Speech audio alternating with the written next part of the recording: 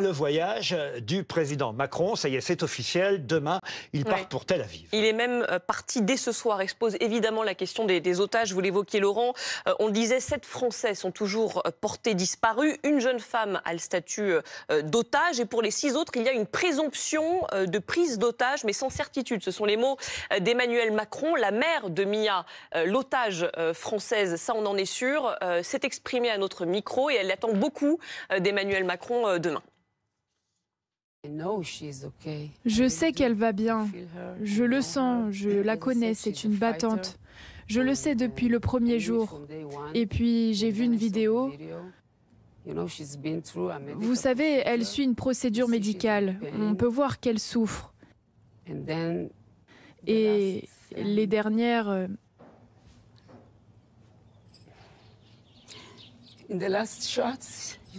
Les dernières images, on la voit récupérée.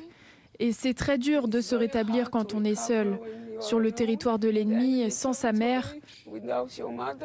Et c'est pourquoi je compte sur le président français pour qu'il fasse tout ce qu'il peut pour m'aider à retrouver mon bébé.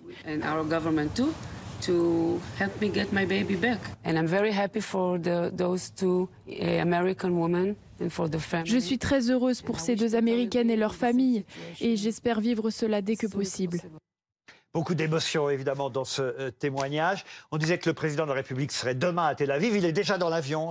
On peut avoir des informations sur son départ. Et quand il arrive précisément, monsieur? Alors, il arrivera demain tôt, je pense, qu'il n'a pas encore réellement décollé. Pour un programme dont les contours précis et horaires n'ont pas été encore communiqués par l'Élysée. Ça va par sécurité, j'imagine? Par sécurité, parce que la situation est tellement mouvante aussi que les choses évoluent heure par heure. Se pose notamment la question de savoir s'il se contentera d'aller en Israël ou si pour dialoguer avec le président égyptien, avec le roi de Jordanie ou avec les responsables libanais, il pourrait avoir d'autres étapes dans ce déplacement. En tout cas, l'essentiel demain pour lui en Israël sera la rencontre des familles françaises, des otages avérés ou présumés, la rencontre des familles de gens qui ont perdu un proche également, et puis évidemment une 30 série... 30 Français sont morts, hein, on rappelle ce chiffre.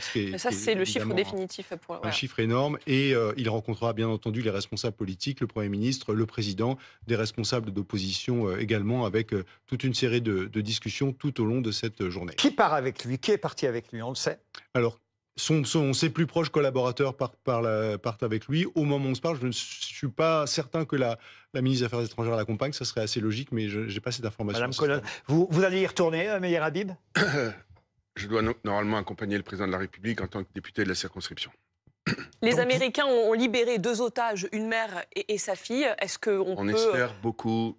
Je vais vous donner mon sentiment sur les otages. Moins on parle du prix, plus on a de chances de les faire libérer.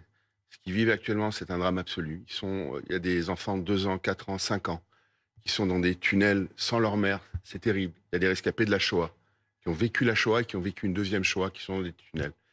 Tout ce qui peut être fait, c'est une des raisons pour laquelle l'opération terrestre n'a pas démarré alors que les Israéliens avaient donné 24 heures, pour faire tout pour essayer de libérer le maximum d'otages. Le but, c'est de récupérer les otages d'abord. Après, je ne sais pas ce que décideront les Israéliens, mais il est évident, les Israéliens l'ont dit, qu'une des raisons pour laquelle ils n'ont pas encore démarré l'opération terrestre, qui va arriver parce que leur objectif est d'éliminer le Hamas, pas les Palestiniens, le Hamas, qui pas de malentendu. Aujourd'hui, il y a des espoirs. La télévision israélienne parlait tout à l'heure, il y a quelques minutes de cela, d'une 50aine de possibilités de binationaux qui seraient à court, moyen, mais il faut être très méfiant avec le Hamas. Ce sont des barbares, donc leur parole n'a pas... Une 50aine de binationaux libérés peut-être dans les prochaines heures. C'est ce que donnait la télévision israélienne à 20h, c'est-à-dire il y a 1 heure de cela précisément. Elle disait qu'il y avait une possibilité, mais encore avec beaucoup de prudence. Sur la base de négociations. Sur la base, le Qatar est impliqué dans ces négociations. Depuis le début, j'ai eu l'occasion d'en discuter avec les plus proches collaborateurs du président de la République, parce que des familles voulaient attaquer le Qatar pour complicité de crimes contre l'humanité. Et en réalité, ils ne l'ont pas fait. Moi, j'aurais conseillé de ne pas le faire à ce stade, parce que justement, le Qatar peut être pour et pas pour le Qatar. Il y a beaucoup de griefs sur le Qatar, mais en ce moment, ils aident à la libération des otages. Il y a eu 2 otages. Alors, il faut prendre ça avec beaucoup de prudence, pas donner beaucoup d'espoir. Mais il y aurait une 50aine. Les Israéliens ne vont pas trier les otages. Ils sont tous, l'écrasante majorité en tout cas, israéliens. Et c'est tous des drames, quelle que soit leur nationalité, leur couleur ou leur race. Je le dis, vous étiez sur place, vous avez fait partie du voyage officiel de Mme Yael Braun-Pivet, la présidente de l'Assemblée nationale. Là, vous m'avez répondu, normalement, j'y retourne. Pourquoi normalement? Vous n'êtes pas sûr? Vous savez, je ne veux pas donner, c'est à la présidente de la République de donner les informations. Député des Français des 200 000 Français d'Israël qui m'ont élu à 4 reprises. Quand le président de la République va dans ma circonscription, je suis censé l'accompagner. Voilà. Vous êtes censé l'accompagner, mais pour l'instant, vous n'avez pas d'informations. Pour l'instant, je suis avec vous en tête à tête. C'est ce que je vois, oui, c'est pour ça que je vous pose la question. Donc, vous ne pouvez pas nous dire si vous allez y aller de façon certaine. Certaine, pas encore. Pas encore. Parlons justement de ce voyage du président de la République. Qu'est-ce qu'on en attend? Est-ce que ça peut donner quelque chose? Vous espérez quelque chose, vous, Pablo, de ce voyage du président là-bas? Ah oui, j'espère quelque chose, j'espère un discours de paix, j'espère qu'il va commencer à... Parce que pour l'instant, il a quand même été assez discret sur ce conflit, même s'il y a eu son allocution à la télévision. C'est un des derniers des grands dirigeants occidentaux qui va en Israël, après Scholz, après Meloni, après Biden, etc. Et même le Premier ministre britannique. Et même le Premier ministre Rishi Sunak, tout à fait. La question de est-ce qu'il va s'arrêter voir les pays arabes à l'aller ou au retour est une question importante. Ce qu'il va dire est important aussi. Tout à l'heure, à l'Assemblée nationale, Elisabeth Borne a tenu un discours qui était un peu différent de ce qu'on avait entendu jusqu'alors de la part de l'exécutif. Elle parle de la solution à 2 États. Exactement, c'est ça. Yael Braun-Pivet aussi en avait parlé. Tout le monde parle de la solution à 2 États, mais elle l'a affirmé avec encore plus de fermeté. Elle a parlé de droit international, elle a parlé de la nécessité d'une sortie politique de ce qui se passe aujourd'hui en Israël-Palestine. J'espère que demain, les mots seront les mêmes de la part d'Emmanuel Macron. On va voir. Enfin, pour l'instant, le discours de Mme Borne vous a plu, vous aussi, Louison? Oui, parce qu'il est... d'abord, il est pesé, il est réfléchi, il est dans une émotion qui est certaine, et à la fois, il est quand même très solennel. Après, j'espère aussi qu'il inspirera le président et que son fameux... en même temps qui d'habitude me sort par les trous de nez, là, pour une fois, il faut servir à quelque chose, parce qu'il faut effectivement penser à Israël et à la Palestine. On apprend d'ailleurs, Louison, ce soir, qu'il va discuter de la création d'un État palestinien et de l'arrêt de la colonisation. Ouais, c'est un communiqué de l'Élysée qui est sorti sur cette question. Alors, il faut se souvenir aussi, la semaine dernière, Emmanuel Macron avait un peu balayé du revers de la main les critiques qui lui avaient été adressées sur le fait de, justement, ne pas s'être déjà rendu dans la région. Il avait déclaré, à l'époque, qu'il se rendrait au Proche-Orient quand il y aura un agenda utile et des actions très concrètes à y conduire. Alors, on ne voit pas bien ce qui a changé en une semaine, mais ce qui est sûr, c'est que ça lui met une pression d'autant plus importante aujourd'hui et que forcément, son déplacement va être scruté sur les résultats concrets qu'il peut en obtenir. Il y a peu de probabilités quand même qui ressortent, enfin je l'espère évidemment, mais qui ressortent de ce déplacement avec une solution au conflit israélo-palestinien. Je suis désolé. C'est Meir Habib, ce qu'il attend de ce voyage. Je vous suis pas du tout. Alors allez-y. Je vous suis pas là-dessus. On a tué 1400 juifs, on a brûlé des femmes, des enfants, des vieillards. On a violé une femme enceinte devant ses enfants, son fils, avant de tuer ses enfants et son fils. Vous êtes allé sur place, vous avez vu... J'ai vu des photos d'enfants décapités. J'ai vu on vient cet après-midi, un père et son fils brûlés, mais les médecins médico-légaux ont montré que le père est en train de protéger son fils. On a vu des actes de barbarie innommables. La chose pour laquelle les Israéliens attendent le président Macron, c'est pour apporter sa solidarité physique avec les 1400 victimes de l'État d'Israël et avec les 38 Français ou morts ou disparus. 38 Français. 38 Français. C'est pas parce qu'ils sont juifs que c'est moins grave. C'est dramatique. Ça n'est jamais arrivé depuis la Shoah qu'on tue autant de juifs en une journée. Pour ça aussi, évidemment. C'est la base de tout. De lier. Laurent, je comprends que tout le monde... Est-ce qu'on parle de la colonisation? Les téléspectateurs qui nous regardent ont évidemment espoir de paix avant tout. Mais on a tous un espoir de paix. Même si dans un premier temps, et c'est d'autant plus facile d'espérer cette paix que ceux qui ont condamné clairement et fermement les attentats terroristes du Hamas en Israël, une fois qu'on a fait ça, effectivement, il est un peu normal que les téléspectateurs aient envie. Ceux qui ne l'ont pas fait sont plus embêtés et plus gênés aux entours. On pourra avoir la fée que quand il y aura une justice. Pour justice, Israël va rendre justice. Comme elle a fait à Munich, elle va éliminer tous les dirigeants du Hamas. Pas simplement pour le bien de l'État d'Israël et des Juifs, pour le bien du monde libre, De pour le l'Occident. bien des Palestiniens. Mais ça passe, ouais. Pensez aux Palestiniens. On est d'accord. Est-ce que vous savez que le Hamas sont des gens qui défenestrent les homosexuels du 5e étage, On sait, qui coupent les bras aux femmes adultères, qui sont des islamistes? Laurent Wauquiez, est-ce qu'il y a une colonie à Arras? Est-ce qu'il y a une colonie à Nice? Est-ce qu'il y a une colonie à Saint-Étienne-du-Vouvray? Est-ce qu'il y a une colonie où la France a été défigurée par l'islam radical? Ne l'oublions pas, vos collègues chez Charlie, qui ont été tués quand ils faisaient leur métier. Vaincre et battre et se battre contre l'islam radical. Mais Personne- Israël, tout le alors- monde est d'accord avec ça. Et si là-dessus. vous me Non, mais- permettez, Laurent Wauquiez, mais Israël est sorti de la bande de Gaza. Ruquier, faire la paix. Laurent Wauquiez, c'est un autre. Laurent, Mais ça n'est pas grave. ça n'est pas c'est un grave. grand ami Moi à aussi, parfois, je me autant trompe pour sur moi. les noms. Autant pour moi, bien Non, non, je autant vous en pour prie. moi. Pardon, Laurent Wauquiez. Israël est sorti de la bande de Gaza jusqu'au dernier centimètre carré. Ils ont signé les accords d'Oslo auxquels la moitié du pays n'était pas con. Gaza est sous blocus. Israël est sorti. Sous blocus. Mais Oui. madame, la faute de qui est le blocus? Vous avez raison. Pourquoi? Vous savez qu'Israël, il y a 1 an et demi, le gouvernement Bennett a fait rentrer 17 000 travailleurs palestiniens en plus par jour pour leur donner une possibilité. Le problème, c'est que si jamais on avait la paix, il n'y avait pas besoin d'être sous blocus. En Judée, en Samarie, dans les implantations juives ou dans les territoires, comment vous appelez ça, aujourd'hui, il y a une libre circulation. Le problème aujourd'hui, c'est que le kibbutz dont on parle, vous avez parlé de ce kibbutz. C'est un kibbutz qui a promis la cohabitation. C'était des gens qui votaient Meretz, c'est-à-dire à la gauche, à Qui l'extrême était gauche. plutôt la gauche israélienne. La gauche de la gauche. Ah oui. Toutes les semaines, il y avait un couple de personnes âgées qui avaient du temps, qui prenaient 6 enfants palestiniens qui devaient faire soigner à l'hôpital et qui les amenaient. Ils ont été massacrés à bout portant. Une femme qui a dit, j'ai vu ce témoignage. Elle a survécu. Il y avait une personne, vous savez où étaient ses bijoux. Un terroriste, on a trouvé ses bijoux. Non, la population de Gaza était pour massacrer. J'espère- Comprenez-le, pour le bien du peuple palestinien. Monsieur pour le Meyer, bien... tout le monde, enfin franchement, j'espère qu'ici tout le monde est d'accord avec vous sur ce sujet-là. Il va de soi en revanche que le président de la République se déplace en Israël et qu'il sera là-bas demain Ouais. pour parler avec le Premier ministre israélien.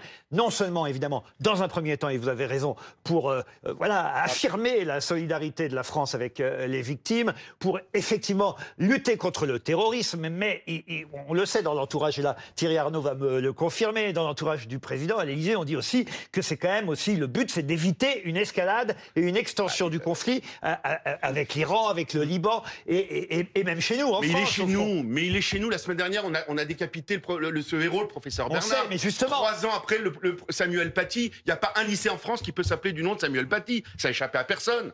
Ce héros, on a décapité. interrogé le maire de Conflans-Sainte-Honorine à ce sujet. Il espère que les mois passant, la proviseure du On n'a pas un du problème lycée avec fera- l'islam, on a un problème avec les djihadistes. Il faut l'éradiquer. Ils comprennent pas. Nous, on est des humanistes.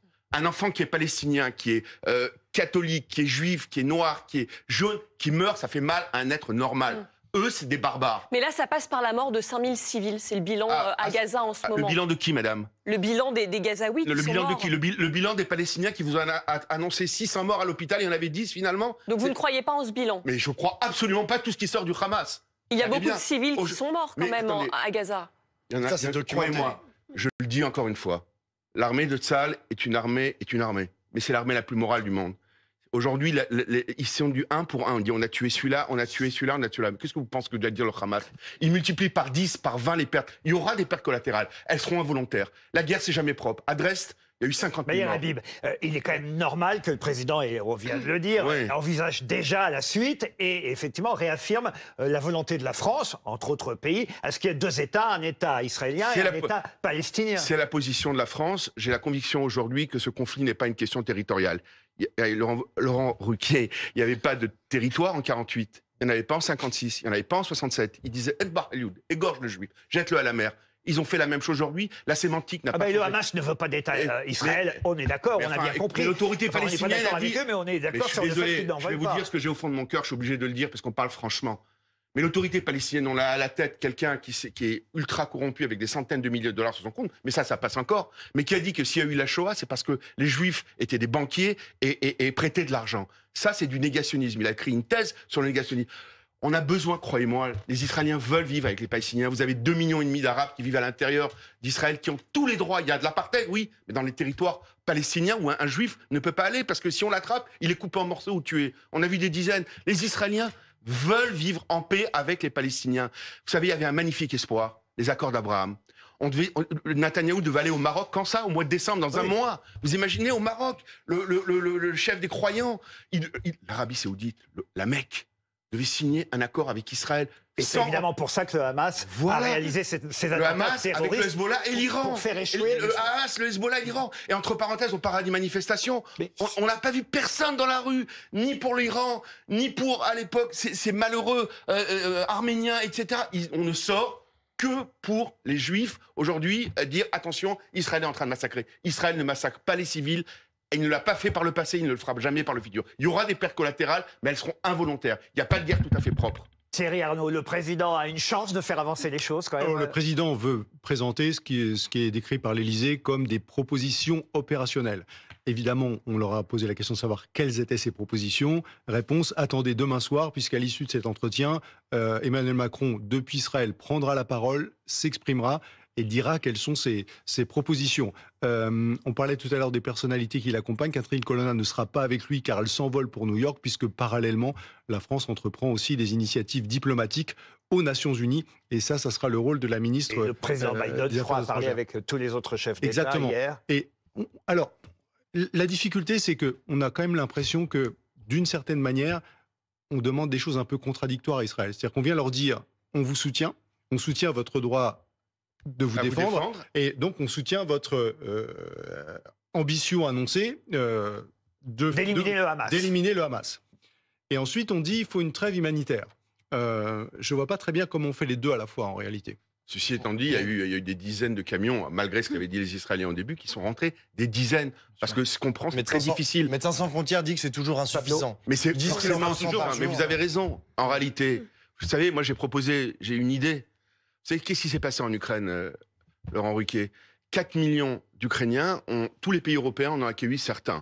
Et croyez-moi, ces Ukrainiens n'ont qu'un seul objectif, et j'espère que ce sera le cas, de retourner un jour dans leur terre natale où ils sont nés. Mais aujourd'hui, si vous voulez qu'on aille vite et éliminer le maximum, il suffit ou qu'ils aillent à ce stade dans le sud de la bande de Gaza, ou les pays arabes. Vous voyez une carte, il y a 22 États arabes. Que chacun prenne un peu de façon provisoire, avec un engagement qu'ils reviennent à réhabiter chez eux. Ça évitera toutes les pertes civiles, provisoirement. Il y a 500 000 Palestiniens dans le nord. Israël a besoin, elle ne veut plus faire d'accord, plus jamais avec le Hamas. Les gens disent qu'il n'y aura plus jamais de frontières aujourd'hui. C'est terminé, c'est coupé. Ils sont venus, ils ont égorgé, vous savez, dans la frontière. Entendez-vous dans les campagnes mugir ces féroces soldats, égorger nos fils et nos compagnes. C'est ce qui est arrivé réellement. Ils sont arrivés dans des kibbutzim de gens de gauche qui croyaient à la cohabitation, ils ont été tués, égorgés, violés, massacrés. Mais les images sont terribles. Vous tous, vous n'aurez pas pu tenir.